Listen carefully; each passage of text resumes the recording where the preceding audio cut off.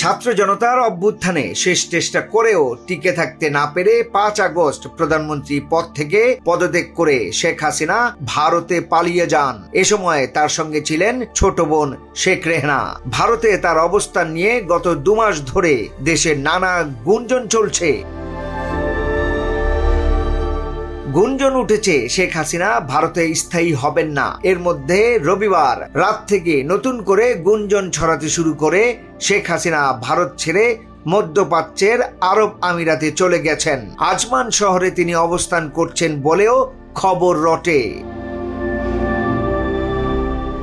এমন সময়ে যখন শেখ হাসিনার অবস্থান নিয়ে নানা আলোচনা চলছে, তখন তার ছেলে সজীব ওয়াজেদ জয় গণমাধ্যমে মন্তব্য করেছেন।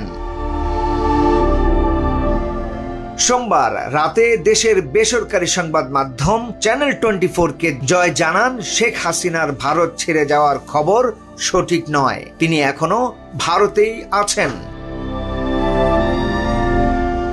জয় বলেন, আমার মা ভারত ছেড়ে গিয়েছে বলে যে খবর ছড়িয়েছে তা সঠিক নয়, তিনি এখনো ভারতেই রয়েছেন।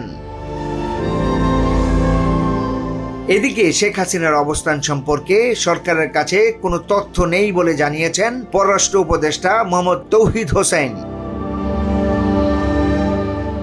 মঙ্গলবার এক প্রেস ব্রিফিংয়ে সাংবাদিকদের প্রশ্নের জবাবে তিনি বলেন, ভারত ও ইউএই দুই দেশের সরকারিভাবে শেখ হাসিনার অবস্থান সম্পর্কে জানতে চাওয়া হয়েছে, তবে এখনো পর্যন্ত কোনো তথ্য পাওয়া যায়নি। তৌহিদ হোসেন আরো বলেন, শেখ হাসিনার বিরুদ্ধে দেশে দায়ের হওয়া মামলার পরিপ্রেক্ষিতে আদালত নির্দেশ দিলে সরকার তাকে দেশে ফেরানোর উদ্যোগ নেবে। ডেস্ক রিপোর্ট, ভোরের পাতা।